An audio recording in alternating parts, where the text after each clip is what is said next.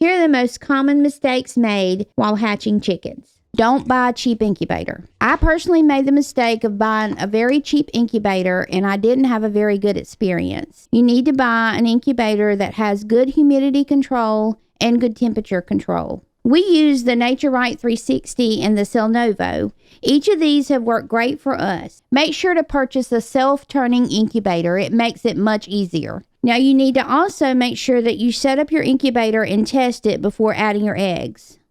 There's several mistakes that you can make with your eggs. First, you need to make sure that you have clean eggs and that they're free of any cracks or blemishes. After gathering or receiving your eggs, you'll need to store them point end down at least 12 hours before adding to your incubator. You don't want to wash your eggs because that will remove that protected bloom from your eggs. If you order eggs, make sure to use the closest farm to your area that you can find, and also you want to see if there's an overnight option. Now, the very best option is to use a neighboring farm or maybe go to the hatchery itself to pick up your eggs.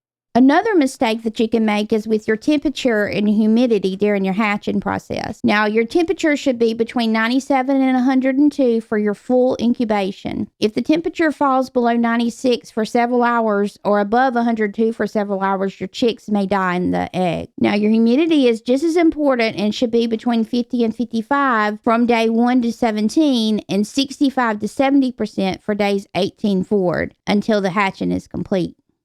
Another common mistake is mistakes made during candling of your eggs. You should only candle on day 7 and day 14 and possibly day 21. Too much handling of your eggs every day can cause the chicks to die. Next, make sure to lock down your incubator on day 18 and do not open it or handle the eggs during this process. This process is critical. Another common mistake is mistakes made during hatch day on day 21 to 23. There is no need to handle the eggs or to try to help the chicks hatch from their egg.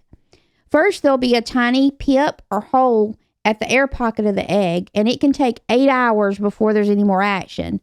You do not need to check on the chick or try to do anything for them during this process. Next, there's going to be a zipping process in which your chick will actually make a circle around the egg and then eventually push its way out of the egg. It's very hard to watch this without trying to help the baby chick, but remember, they're born to do this and they know what they're doing, so don't handle the eggs. Next is excessive handling of your baby chicks after they're just hatched. They need time to dry out and to learn to walk around the incubator before you remove them. Removing them too early will interrupt the hatching actions of your chicks, and there is no need. Your baby chicks should stay in the incubator until completely dry, and this usually takes 8 to 12 hours, and your chicks are safe in the incubator up to 3 days without food or water. Last is brooder mistakes. Make sure to have a good brooder.